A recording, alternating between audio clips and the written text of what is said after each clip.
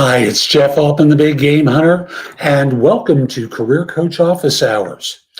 On Tuesdays and Fridays at 1 p.m. Eastern, I do a live stream here where I answer questions about job search, hiring more effectively, management, leadership, career transitions, or people who want advice about a workplace issue. That's because folks hire me for no BS career advice. I do the work globally and help people as long as they speak English, because I don't speak really any other languages than that. So for today or Friday, of course, if you've got a question about job search, hiring, management, leadership, how to do a career transition, or want advice about a particular workplace issue, put your question into chat. I'd be happy to answer it for you. And if you just want to say hi, say hello to me during the show, be very happy to acknowledge you as well. Connect with me or follow me on LinkedIn. My page there is linkedin.com/IN/the Big Game Hunter. Mention that you're watching the show if you're looking at this on another occasion or another day. Again, I just like knowing I'm helping people. Visit my website, thebiggamehunter.us, because I've got a ton in the blog that will help you. It's more than 12,000 searchable posts. You can also schedule time for a free discovery call or schedule time for a coaching session. Find out about my different courses, books, and guides. There's just a lot there that will help. Also, let me just mention, this is part of JobSearchTV.com. JobSearchTV appears on YouTube. It also appears as an app on Amazon. So if you've got a Fire TV or a Fire Stick, you can watch me on your set. It appears on BingeNetworks.tv, which streams to more than 300 services around the world.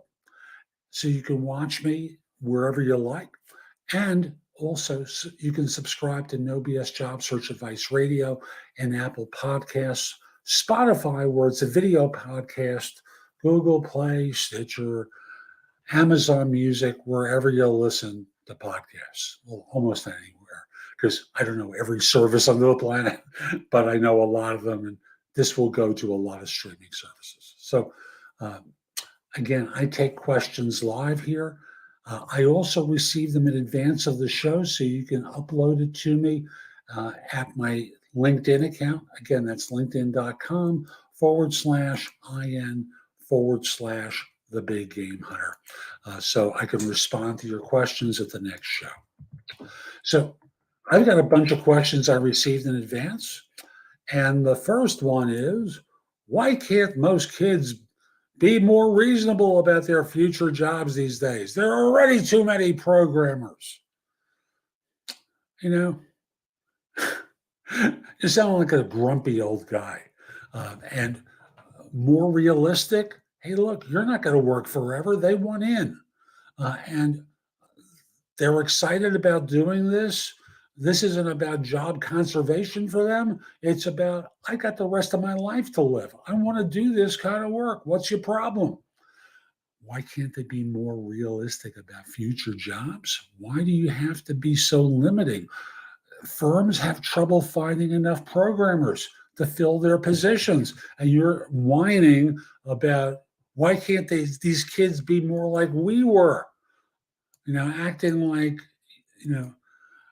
your way was the best way, and there weren't grumpy old people who were complaining about you moving into their jobs. Stop it, okay? Why can't they be more realistic about their future jobs? Well, they are being realistic. You're going to die. You're going to get promoted in the meantime. You're going to move up. Your firm is going to need programmers. Every firm needs more programmers. It's either the domestic U.S. kids do, or they get imported from overseas. Which one would you rather have? Nothing wrong with overseas workers in my book. And if they exist in the U.S., firms don't have to go overseas. That's the way it is. This was a ridiculous question. Why can't I record the LinkedIn intro for my job interview? And what do you think you're going to do? Record it on your phone and then play it for someone, right? No, like, what do you think is going to get communicated? Like, how do you think this is going to work? You're going to memorize it and recite it. I know, that's what it is. You're going to memorize it and recite it. Well, the problem with that really is that you're going to give a canned speech, a soliloquy, and you're not going to connect the dots between what they're looking for and what you can do for them and what you've done. So memorizing your LinkedIn intro, your about section, I assume, for an interview. And if you think you can just recite it like a piece of Shakespeare and have people listen to you without connecting the dots between what they need and what you can do, you're kidding yourself. It's one of the dumbest things I've ever heard. When firms hire, they're not looking for generic answers. This is what I've done, and you should hire me because this is what I've done. No, they hire you because this is what you've done, and it can help me solve my problem. And thus, you have to always connect the dots between your past and their needs. Memorizing your LinkedIn intro for an interview, well, you can treat it as a framework, but you can't treat that as the answer. It's really that simple. Can I retake my skill assessment test on LinkedIn to improve my score from 95 percentile to above? So if you're in the top 95, you've got nothing to worry about. I'll just say that if you haven't gotten a badge, you can retake it. Let's see now, the exact quote is, and this comes from LinkedIn, if you don't earn a skill badge for a given skill, you can retake the exam once more within 6 months. Those are their rules, and thus, how frequently you could do this. I did another Google search. What happens if you don't pass the skills assessment on LinkedIn? It basically says much the same thing. You'll be able to retake any skill assessment once more. This can be an excellent opportunity to brush up on your knowledge. The specific results won't be shown to anyone else. So the long and the short of it is you have one more shot at passing and getting your badge. If you don't get your badge, you're out of luck. Okay. Now, I received 2 questions that were very similar, and I'm just going to paste both of them into chat because I thought it was kind of funny that within a day of receiving the first one, I received the second one. So is 24 too old for a career change? And then I received, is it too late to make a career change in mid-30s? It requires me to start from an entry-level position. Is it worth it? If you're only looking at this from a financial standpoint, then you're going to have to take several steps backward, because I assume by the time you're in your mid-30s, you're receiving a decent compensation, and now you want to do something different. You have to figure out if the financial sacrifice involved is going to be worth it for you. I also want you to look at it from the standpoint of, if you don't like what you're doing, if you don't like the work that you're doing, then you're going to spend 30 years of your life doing work that you detest. And that doesn't make sense to me. It doesn't make sense, because you're only going to receive a paycheck at certain regular intervals, and the money disappears pretty quickly, doesn't it? But the work goes on every day. And if you're going to be doing work that you loathe, detest, or however you want to describe it, then don't do it. Switch to something you do believe you'd enjoy. Now, I don't want you to jump from the frying pan into the fire. You really need to do research to figure out whether this is work that you'd like to be doing before you commit to doing it. Because if you don't, you can be making another mistake. So No, it's not too late at 24 or in your 30s or 40s or 50s, or as was my case, 60s to make a career change. That's the fact of it. That's my opinion. I'll just remind you, folks, please put your questions about job search, hiring, management, leadership, career transitions, or if you want advice about a particular workplace issue, put it into chat so this way I can address it. Follow me or connect with me on LinkedIn at linkedin.com/IN/the Big Game Hunter. Visit my website, thebiggamehunter.us, to schedule time for a free discovery call, a coaching session, to visit my blog, which has more than 12,000 searchable posts. Find out about my courses, which right now are primarily about interviewing, but I know there's one there about starting a new job well. My courses, books, and guides, there's a lot there to help you. And subscribe to JobSearchTV in a variety of different places. Subscribe to No BS Job Search Advice Radio in Apple Podcasts, Spotify, Amazon Music, Google Play, wherever you listen to podcasts, okay? I felt badly for this person. Let's see if you do too. The phone number on my resume for a job application had a typo. I've had the interview and it's been 4 days, was waiting for a call back and only just noticed it. Could I still get the job? And the answer was yes. They reached out to you to schedule you, and I'm going to assume probably by email, because they couldn't text you because there's the wrong number, and they couldn't call you because there's the wrong number. So my expectation is that if they were interested in proceeding further, they'll contact you by email, at which point you can go, I am so embarrassed for making this more inconvenient for you. I had a fat finger and typed incorrectly. I typed my phone number incorrectly. I apologize. Could I give you the correct number now? And just sound remorseful. It'll be absolutely fine. This is not going to intrude upon you getting a job. Another cool question. How would you react if you went to a professional job interview consisting of 2 interviewers and both of them kept their eyes completely closed whenever they addressed you? I'd be annoyed. That's the fact of it. I'd be annoyed. And once I started to notice this pattern, before I answered the next question, I would say, are you guys okay? Are you folks okay? Why? What is it? Well, I notice when you're speaking to me, when you're addressing me, you're keeping your eyes closed. So I'm concerned as to whether you're okay or if there's something wrong. And they'll say, no. And maybe they'll deny it, but what you've done is call their attention to it.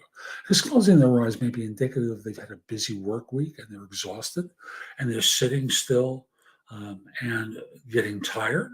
It could also be indicative of they listen intently to what you say and they're not trying to be distracted by how you conduct yourself.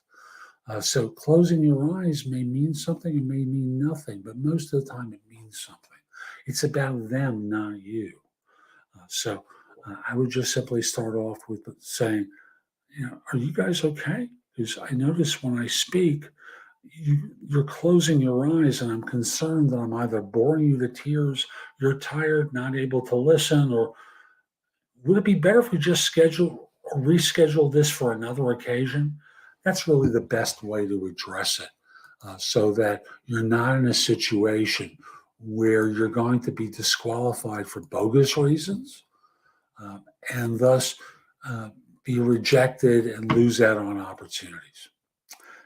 And I just want to be clear, that doesn't happen very often. People don't close their eyes to go to sleep on interviews. How do recruiters use resumes? It's really about how recruiter clients use resumes. And they use them to screen people out and decide who to evaluate for positions. Thus, what a resume is a representation of you and your experience so that an employer can deduce whether or not you can solve their needs, at least on a superficial level, because a lot of people claim expertise that they don't really have. So, what it does, what a recruiter uses it for is to screen people out and screen people in. And if it's out, you wasted their time. If it's screen you in, then you'll have an interview. So don't sweat it. Just make sure you tailor your resume for each role that you interview for so that in this way you demonstrate your fit for a position. Okay. Why won't someone give a recruiter their resume? I just want to change that word there. I apologize. And now put that in chat. Why won't someone give a recruiter their resume? Because they're not looking for a job, so what's the point? And if they say, well, I'd like to keep it on file for a future occasion, why is that? So this way I can notify you about future positions. I don't want to be notified about future positions at this point. Maybe a year from now I'll feel differently, but you can find me on LinkedIn. If my background really is that enticing, you found me on LinkedIn today, you'll find me on LinkedIn then too. So why won't they give it? Because they don't want to feel like they're at risk of being bullied to go on interviews by someone who really they don't feel has their interests at heart. As a result, they remove the risk of being bullied, punished, humiliated, whatever term you want to choose, to do something that you don't want to do, rather than do something that's in your interest. We've got more, but I just want to say, if you've got a question about job search, let me just make sure I got that right. Yeah. If you've got a question about job search, hiring, management, leadership, doing a career transition, or want advice about a particular workplace issue, put your question into chat so I can answer it. Okay. We go to the next question. What jobs do recruiters do when they want a career change? The typical job that a recruiter does when they want to make a career change is they go into corporate. Now, I'm speaking of third-party recruiters. They go into corporate recruiting, and thus they become a client to their company, or they work with recruiters, or they fill positions using tools and resources that are available to them at that employer. But what do corporate recruiters do is usually different.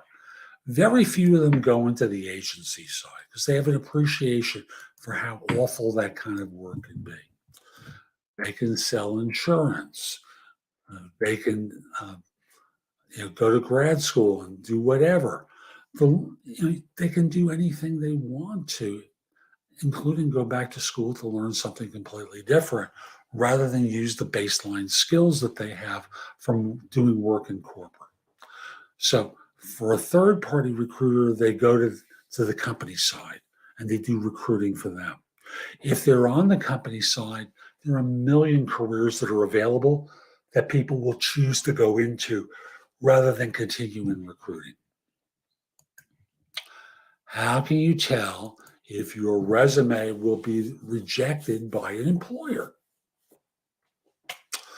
Well, there's a tool called Jobscan that can help you with that. Now, is it perfect? No, but it's very good. I'm just going to put a link to where you can check it out in the show note, in the chat, and it's a URL from me. I do earn a few cents if you use it and sign up for the service.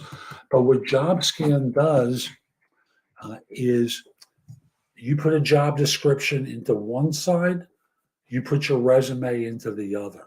It notices and gives you variables that will help you determine whether or not a company would interview you. If it's a zero probability chance of an interview, what does that tell you you need to do? Either not apply or beef up your resume, make the fit obvious.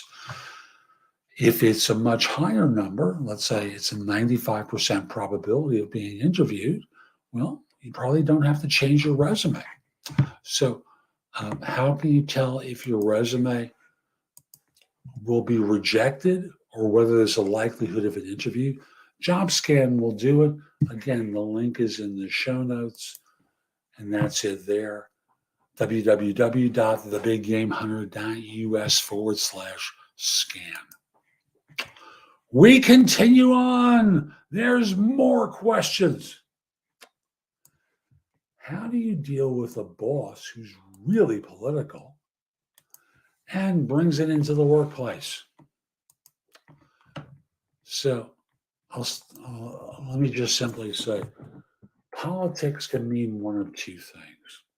Government, that kind of politics. It could also mean someone who's vying for power and prestige within a firm and thus is competing to get their way. Let me deal with the first one first. So, how do you deal with a boss who's really political? You can simply say, why are you bringing this up? How does this have to do with what you've asked me to do? And that'll get their attention because you're not just being a dish rag listening to them pontificate. You're basically pushing back and saying, hey, look, what does this have to do with me? Because that really is what you want to be doing is how does this have to deal with me? And if they've got a good answer, you've got choices to make. And thus, you need to decide what's most important to you in the next job or organization. What will you need to see or hear to believe it's a great choice for you and thus work from there? So how do you deal with a boss who's really political? Let's assume you're at a staffing service. Excuse me, I'm just going to get rid of this idiot and block them so they're gone. Sorry for the intrusion, it would never get public. And let me now delete their post. I can't delete it. I can just block them. So I apologize, folks, if any of you see this. Someone want to promote a bad dating service. It's basically a sex site. Anyway, is it okay to have a 2-page resume? Let's go. Is it okay to have a two-page resume? Why or why not? I'm going to back up for a second and go to the previous question. How do you deal with a boss who's really political and brings it into the workplace? You look them square in the eye and say, I'm not here to deal with politics. I'm here to deal with getting a job done. I don't know why you think I care. I'm apolitical, and if you're on the opposing side of theirs, you can simply say, I don't think this is right in the workplace that you're trying to have political conversations with me and others to try and bully us into doing what I use the word bully. I'm not trying to bully. However you want to call it, when you're constantly badgering and pushing us to do something we don't want to do because we just want to do our job, you're not doing the right thing. So back off, please. And that will slow down their freight train. So going back to the question, is it okay to have a 2-page resume? Why or why not?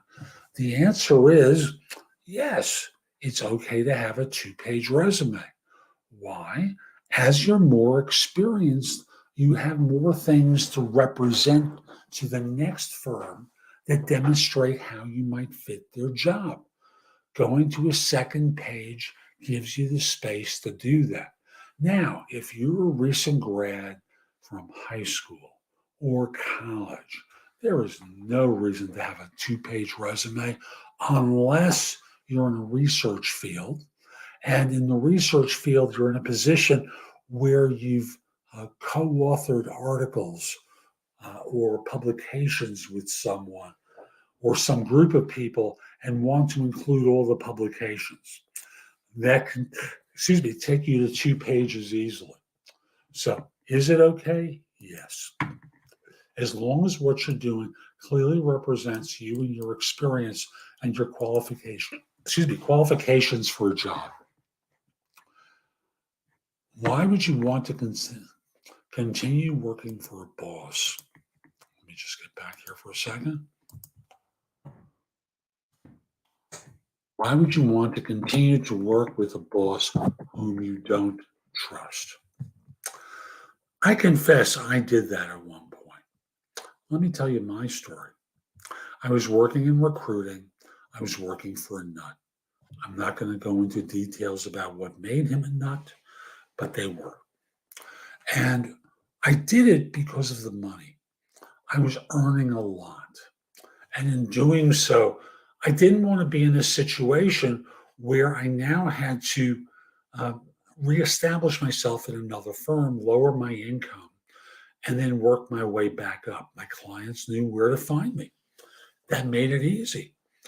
And I didn't want to be in a situation where I had to start messaging people to let them know how to get in touch with me. I didn't want my corporate clients to have to be retrained to contact me at my new organization.